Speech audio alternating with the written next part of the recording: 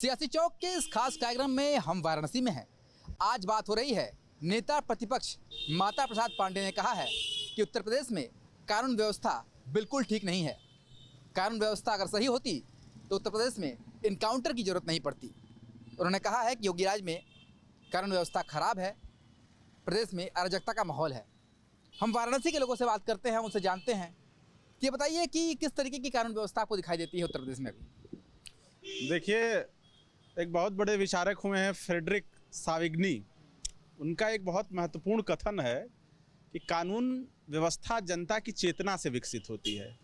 तो कानून व्यवस्था कैसी है यह जानना है तो आप आम लोगों की राय देख सकते हैं और उनकी राय ले सकते हैं। और जो आम लोग हैं उनको मुझे लगता है कि उनसे पूछने पर आपको ये पता चलेगा कि कानून व्यवस्था पहले से बहुत अच्छी है। एनसीआरबी के डेटा को आप देख लीजिए। उत्तर प्रदेश में कानून व्यवस्था की स्थिति जो भारत के कानून व्यवस्था का जो औसत दर है उससे कहीं ज़्यादा बेहतर है। बाकी आप आम लोगों की भी राय इस पर ले सकते हैं। निश्चित रूप से जो है वो, इसलिए हम आम जनता से लगातार पूछ रहे हैं, आप लोगों से पूछ रहे हैं कि क्या लगता है कि कानून व्यवस्था में किस तरीके का सुधार आया है, क्या दिखाई देता है। नेता प्रतिपक्ष जो कहते हैं उससे आप लोग कितने सहमत हैं? जी, मैं रघुकुल यथार्थ, मैं नेता प्रतिपक्ष जी की बात से पूर्णतः सहमत हूँ। जिस प्रकार से राजनीति का अपराधीकरण हो चुका है वो हमारे प्रदेश के लिए, देश के लिए बहुत ही चिंताजनक है।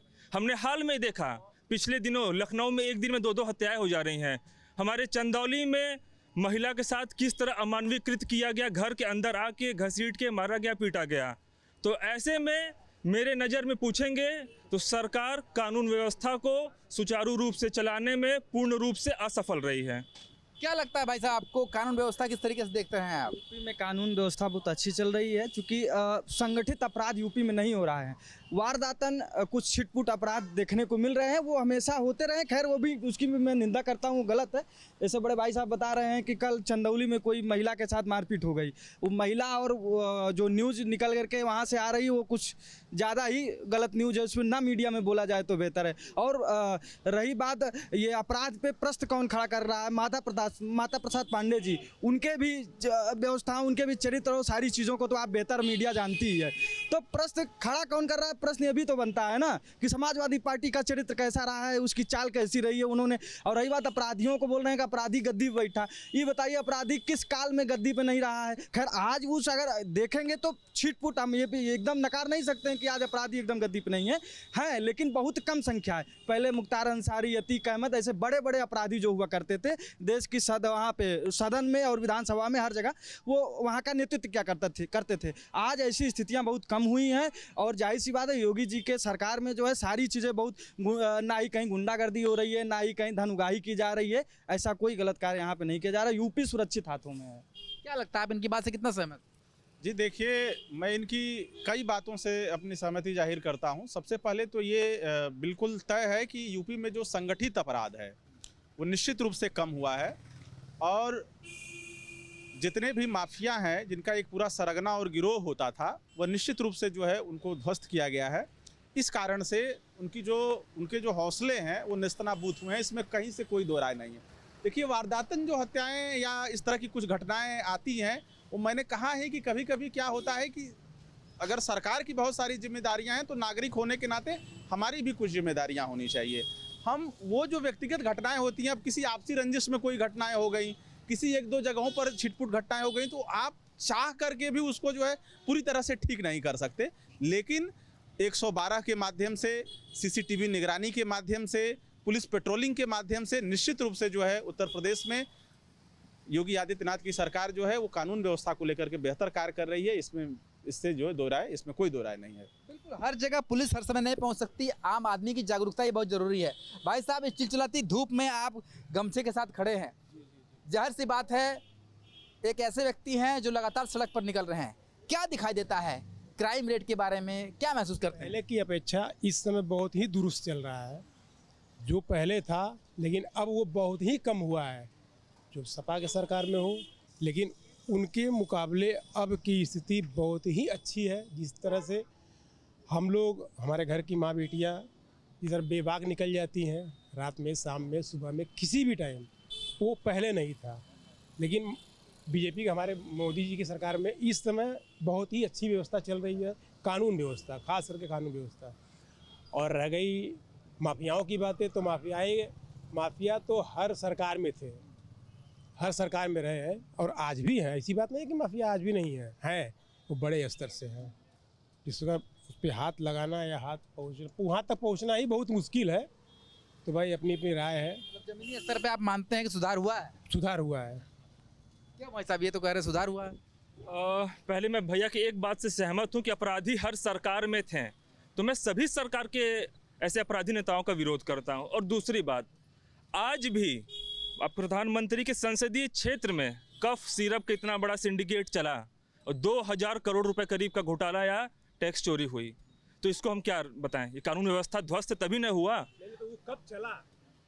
वो अभी हाल की घटना है। उजागर हुआ पर इस घटना में कई लोगों को पकड़ा भी जा चुका है और कई विपक्षी पार्टियों के नेताओं के नाम भी इस घटना में आए। लेकिन अन्य घटनाओं में बुलडोजर चलते, इस घटना में एक भी बुलडोजर कहीं चला नहीं चला, तो इसको हम क्या माना जाए? पक्षपात। क्या क्या कहेंगे आप इसके? यही लोग हैं जो बुलडोजर चलता है तो चिल्लाने लगते हैं कि नहीं नहीं बुलडोजर मत चलाइए मत चलाइए, नहीं चलता है तो मांग भी करते हैं। पहले ये स्पष्ट कर लें कि बुलडोजर चलना चाहिए कि नहीं चलना चाहिए। अभी आप ही बता रहे थे, माता प्रसाद पांडे जी का बयान है कि वो कह रहे हैं हाय तौबा बुलडोजर चल रहा है। बुलडोजर नहीं चल रहा है तो कह रहे हैं बुलडोजर चलाइए, और चलने लग रहा है तो चिल्ला रहे हैं कि नहीं नहीं मत चलाइए। तो ये पहले कंफर्म करें चलना चाहिए कि नहीं चलना चाहिए। रही बात सरकार को बेरोजगारी और शिक्षा पे आप घेर सकते हैं, लेकिन इस विषय पे, अपराध वाले विषय पे आप कभी नहीं घेर पाएंगे। जाहिर सी बात, इससे सारे यहाँ सभी लोग जो है इस विषय से अपनी राय पुख्ता रखते हैं कि अपराध बहुत ज़्यादा संख्या में कम हुआ है। जी भाई साहब पीछे खड़े, थोड़ा आगे आइए। क्या लगता है, क्या आप महसूस करते हैं अपराध के बारे में? पहले से तो बेटर है, कानून व्यवस्था पहले से अच्छा है, उसमें कोई राय दुराय नहीं है। मतलब पहले से स्थिति बेहतर आपको लगती है? एकदम एकदम कानून व्यवस्था के मानने में हम लोग मानेंगे कानून व्यवस्था पहले से बहुत अच्छी है। भैया यूथ भी खड़ा है यहाँ पर, कुछ युवा भी बताइए। आप लोग युवा हैं, देश का भविष्य है, भारत में सबसे ज़्यादा युवाओं का देश है। क्या दिखाई देता है कानून व्यवस्था को लेकर, क्या कहेंगे? पहले से बहुत बेटर हुआ है, अच्छा हुआ है, गुंडा राज खत्म हुआ है, पहले से अच्छा है। ये आप लोग रोज़मर्रा की ज़िंदगी में महसूस करते हैं? जी हाँ, बिल्कुल। भाई साहब यहाँ पर अधिकतर लोग जो हैं वो इस बात को बता रहे हैं कि वो इस बात को महसूस करते हैं कि कहीं ना कहीं कानून व्यवस्था बेहतर हुई। बिल्कुल, मैं भाई इन्होंने अनुभूति की होगी, लेकिन इस आपराधिक घटनाओं में जिन लोगों ने अपने परिजन को खोया है, एक बार उनके परिवार से पूछिए कि कानून व्यवस्था बदहाली का कारण उन्होंने अपने परिजन को खो के उसका हर्जाना भरा है, और जिसका भरपाई 5 लाख 10 लाख के मुआवजा नहीं कर पाएंगे। आप बहुत सारे तमाम वादे करते हैं। मैं मानता हूँ बुलडोजर चलाना गलत है, बिल्कुल गलत है, लेकिन एक तरफ जब वो बुलडोजर एक पक्ष पे चल रहा है तो दूसरे पक्ष पे क्यों नहीं? या तो दोनों तरफ ना चले, या तो हर तरफ वही समान कानून व्यवस्था चले। आप एक तरफ न्यायालय की बात को नहीं मान रहे हैं और दूसरी तरफ न्यायालय की बात का गुहार लगा रहे हैं, तो दोनों पहलू पे, दोनों नाव पे आप नहीं सवार हो सकते हैं। सरकार को एक निगाह सबको देखना चाहिए और उस आधार पर कार्रवाई करें। निश्चित जो दोषी हो, किसी भी दल का, किसी भी संगठन का हो, उसके ऊपर कड़ी से कड़ी कार्रवाई हो। तो देखिए, हमने जनता से बात की। ये वो लोग हैं जो लोग रोज सड़क पर निकलते हैं। उन सभी का ये मानना है कि विपक्ष जो कह रहा है उसमें उतनी सच्चाई है नहीं। वास्तविकता में अपराध कम हुए हैं, जो आंकड़े हैं वो भी वास्तविकता से मेल खाते हैं और आम लोग ये महसूस करते हैं कि आज अपराध बहुत कम हो चुका है। सिद्धार्थनगर की एक सभा में नेता प्रतिपक्ष माता प्रसाद पांडे ने हमला बोला है वर्तमान सरकार के ऊपर। हमला बोलते हुए उन्होंने कहा कि सरकार जो दावा कर रही है कि इस सरकार में जीरो टॉलरेंस की नीति चल रही है और अपराध मुक्त समाज अभी जो चल रहा है वो बिल्कुल झूठा और खोखला है। अगर इनकी पॉलिसी है तो इतने इनकाउंटर क्यों हो रहे हैं? तो सरकार के दावे के विपरीत प्रदेश में अराजकता का माहौल और अपराध अपने चरम सीमा पर पहुंच गया है। सियासी चौक के इस खास कार्यक्रम में हम लोग लखनऊ में मौजूद हैं और राजधानी वासियों से ही इस मुद्दे पर उनकी राय जानने की कोशिश करेंगे। तो भैया, आप माता प्रसाद पांडे जो नेता प्रतिपक्ष हैं, उन्होंने जो बोला है उससे आप कितना इत्तेफाक रखते हैं? देखिए, जो उन्होंने बोला है, इनकाउंटर अगर होता तो आज के डेट में अपराध तो निश्चित रूप से बढ़ा है। अब रीज़न चाहे जो भी रहा हो, पुलिस विभाग कुछ मनमाने हो गए हैं, इसमें कोई दो राय नहीं है। सरकार के आदेशों का वो मान नहीं रहे हैं। नहीं तो आज देख लिए दिन दहाड़े संदीप सिंह की हत्या होती है लखनऊ में, एक प्रॉपर्टी डीलर जो सुल्तानपुर के रहने वाले हैं। हाँ, और कल रात में हजरतगंज के अंदर विधानसभा के बगल में गोली चलती है, घायल होता है। तो निश्चित रूप से कुछ अपराधियों का मनोबल इधर बढ़ा है। अब वजह क्या है, इस सरकार को ढूंढना चाहिए कि वजह क्या है। अधिकारी बेलगाम हुए हैं कि आपका आदेश बेअसर है, तो अपराध पे नियंत्रण नहीं होगा तो देश फिर उसी जंगल राज के मुहाने पर खड़ा है जैसे सपा और अन्य सरकारों में था। आपके आने से, मुख्यमंत्री के आने से निश्चित रूप से अपराध पे नियंत्रण हुआ था, भ्रष्टाचार पर नियंत्रण हुआ था, लेकिन इधर 2-4-6 महीने में अपराध निश्चित रूप से बढ़ा है और इस पे सरकार को ध्यान देना चाहिए। अगर एक तुलनात्मक अध्ययन करें पूर्ववर्ती सरकारों से वर्तमान सरकार की, तो क्या आप देंगे, किन सरकारों को ज़्यादा आप अंक देंगे? अंक में तो निश्चित रूप से भारतीय जनता पार्टी आगे है, महाराज जी की सरकार आगे है अंक में, लेकिन 6 महीना के अंदर इधर अपराध बढ़े हैं।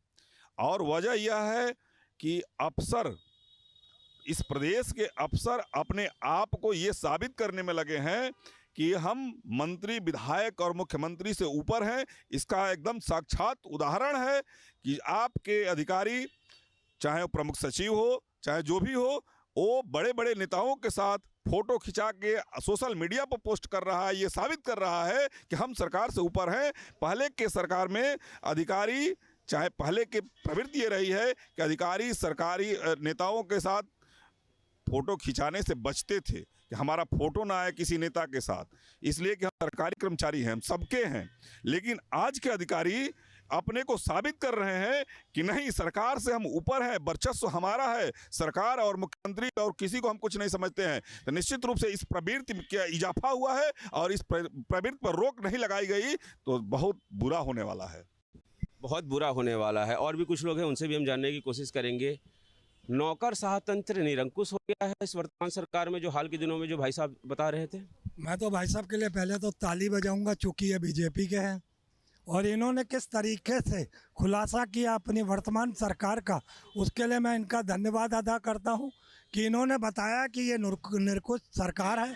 इनके चाहे सरकारी अमला हो, चाहे ये खुद हो, ये किसी पे टिप्पणियां करने से बाज नहीं आते थे।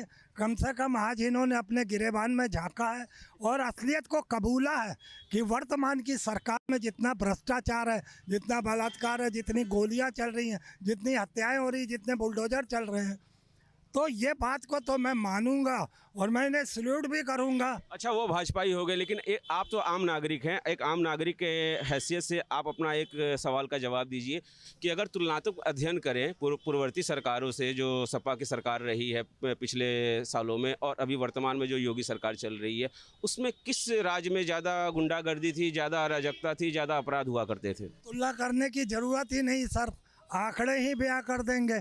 बाकी ये बात हम आपको बता दें कि जब यही आने से पहले इन्होंने कहा था ना, सपा सरकार गुंडों की सरकार है, आप रामराज की सरकार लाइए, और हम रामराज की सरकार में 2014 से और 17 से क्या क्या भुगत रहे हैं ये हमें पता है। आंकड़े तो ये भी कहते हैं चावला जी की पूर्ववर्ती सरकारों में जो दंगे हुआ करते थे, कम्युनल राइट्स हुआ करते थे, और इस सरकार में, वर्तमान सरकार में कितने दंगे हुए हैं? दंगे कराने की जरूरत ही नहीं, जब दंगे करने के लिए खुद ही बैठ गए हैं। अच्छा, इन्होंने कभी भी, चाहे केंद्र सरकार हो, चाहे प्रदेश की सरकार हो, शिक्षा, रोजगार, स्वास्थ्य, नौकरियां, महंगाई, सुरक्षा पर कभी बात की? अपराधी और गुंडा तत्व हर पार्टी में मौजूद हैं, लेकिन भाई साहब का कहना है कि सिलेक्टिव जो है चीज़ें हो रही है, जो विपक्ष है उसके ऊपर ज़्यादा टारगेट किया जा रहा है और जो सरकार में है वो मलाई काट रहे हैं। क्या कहना चाहते हैं? विपक्ष ही गुंडा था, पहले गुंडों को जो है पाला जाता था, गुंडों को जो है पोषित किया जाता था। आज जो है भारतीय जनता पार्टी जब सफाया कर रही है, काउंटर कर रही है, तब फेक काउंटर उनके जो है प्रतिपक्ष नेता बता रहे हैं। अपराध जो है बढ़ता नहीं, अपराध बढ़ाया जाता है। अब चुनाव आने वाले हैं तो जो है विपक्ष क्या कर रहा है, अपराध बढ़ा रहा है। अभी कल गोली चली है, सपा के ही नेताओं ने मारा है, उनके तार सपा से जुड़े हुए हैं। और इसके पहले जो है विधानसभा के पास गोली चली, तब भी जो है उसमें पीजीआई के पास चली, उसमें भी सब देखिए तार जो है सपा से ही जुड़े हुए हैं, और देखा जाए कांग्रेस से ही जुड़े हुए हैं। भारतीय जनता पार्टी जो है निष्पक्ष जांच करेगी और उनका काउंटर भी करेगी, उनका जो है विधिवत जो है वो करेगी, क्योंकि जो है भारतीय जनता पार्टी एक निष्पक्ष जांच करती है। और अभी एक भाई साहब कह रहे थे पुलिस प्रशासन जो है विधिवत काम कर रहा है, और देखा जाए तो 27 में अभी आपके सामने प्रमाण आ जाएगा कौन जो है सही काम कर रहा था, क्योंकि सरकार मेरी फिर तिबारा बनेगी। भारतीय जनता पार्टी की जब सरकार बनेगी तब जो है तिवारा में रामराज्य आएगा। अभी तो उत्तम प्रदेश बना। राजनेताओं के लिए एग्जाम पीरियड चुनाव ही होता है, और जो चुनाव में पार्टी जीतती है उसी को माना जाता है कि वो विनर है और वो सही काम कर रही है। क्या कहना चाहते हैं? मुद्दा ये है कि सिद्धार्थनगर में जो नेता प्रतिपक्ष है माता प्रसाद पांडे, उन्होंने बोला है कि वर्तमान सरकार में कोई भी लॉ एंड ऑर्डर सही दुरुस्त नहीं है, और अगर इतना ही दुरुस्त रहता तो इतने सारे इनकाउंटर नहीं होते। क्या कहना चाहते हैं? आदरणीय माता प्रसाद पांडे जी सही कह रहे हैं कि आप बताइए कि जौनपुर में दिन दहाड़े हत्या हो गई दूल्हे की, और जो है जौनपुर में ही जो है वो काट दिया गया। लखनऊ शहर में 2 हत्याएं हो गई, दिन दहाड़े गोली मारी गई। तो क्या है, जब प्रदेश की राजधानी में दशा है तो पूरे उत्तर प्रदेश में तो हाहाकार मचा हुआ, अन्याय अत्याचार भ्रष्टाचार चरम पर है। आप बताइए जल जीवन मिशन की तमाम टंकियाँ ध्वस्त हो गई, और जो है खाद्य रसद विभाग में घोर घोटाला है, तमाम घोटाले चल रहे हैं। तहसील में जाएंगे, जब तक पैसा नहीं देंगे लेखपाल नहीं सुनेगा, न तहसीलदार सुनेगा, न एसडीएम सुनेगा। थाने पे जाएंगे, न हवलदार सुनेगा, न थानेदार सुनेगा, जब तक पैसा नहीं निकलवा लेगा। विपक्ष के सारे दावों की पोल उस टाइम खुल जाती है जब वर्तमान सरकार आंकड़े पेश कर देती है कि पूर्ववर्ती सरकारों में इतने सारे भ्रष्टाचार है, और वर्तमान सरकार में देख लीजिए कि किस तरह से हमने भ्रष्टाचार के ऊपर अंकुश लगाया है। पूर्ववर्ती सरकारों को जनता ने बदला था, तो क्या ये पूर्ववर्ती सरकार का उदाहरण दे के अपने कर्तव्यों से बच जाएंगे?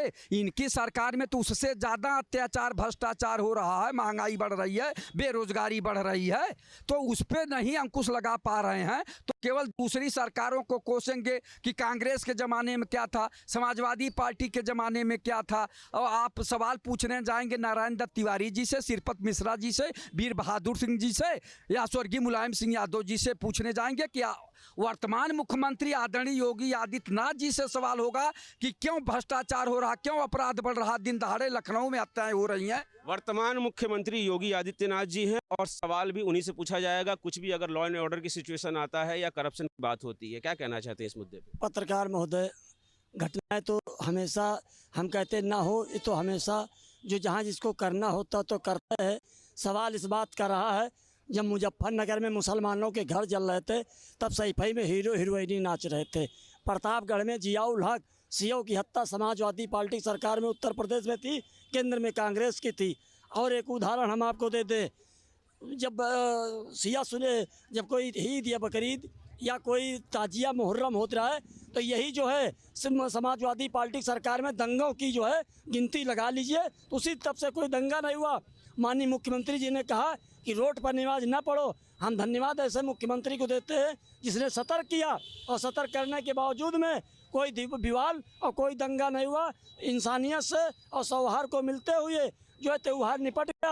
रहा बात बाबा माता प्रसाद पांडे की, तो नेता विरोधी दल विधानसभा में है, आप भी विपक्ष के नेता हैं, आप भी सेकंड मुख्यमंत्री हैं। अखिलेश यादव जी के आंकड़े पेश करना सिखाएं। अरे कोर्ट जाइए अगर बहुत बड़े हमदर्द हो। यही आरक्षण संविधान के नाम पर 37 सीटें अखिलेश लाए, 6 सीटें कांग्रेस लाई। एक बार कहूँ रोड पर उतरे जनता के लिए। आंकड़े बयान करते हैं, अगर कंपैरिजन की बात करें, तुलनात्मक अध्ययन की बात करें, तो पूर्ववर्ती सरकार से वर्तमान सरकार में लॉ एंड ऑर्डर की स्थिति काफ़ी मजबूत है, और यहाँ की जो जनता है उनकी मिलीजुली प्रक्रिया है। क्योंकि लॉ एंड ऑर्डर का सिचुएशन ऐसा है कि लखनऊ में अगर कुछ भी घटना होती है तो सबसे जागरूक जनता जो है लखनऊ की है, उस पर बात करती है। और अगर प्रश्न है तो वर्तमान मुख्यमंत्री से ही पूछे जाएंगे, योगी आदित्यनाथ जी से ही पूछे जाएंगे। वीडियो जर्नलिस्ट सैफुल हसन के साथ रणवीर सिंह, न्यूज स्टेट, लखनऊ। आपके मोबाइल पर तुरंत आएगी ब्रेकिंग न्यूज। स्क्रीन पर सबसे पहले दिखेगी बड़ी खबर, देश दुनिया की हर खबर एक जगह। अब आपके मोबाइल पर तुरंत फटाफट इंस्टॉल कीजिए न्यूज नेशन ऐप और रखिए खुद को अपडेट।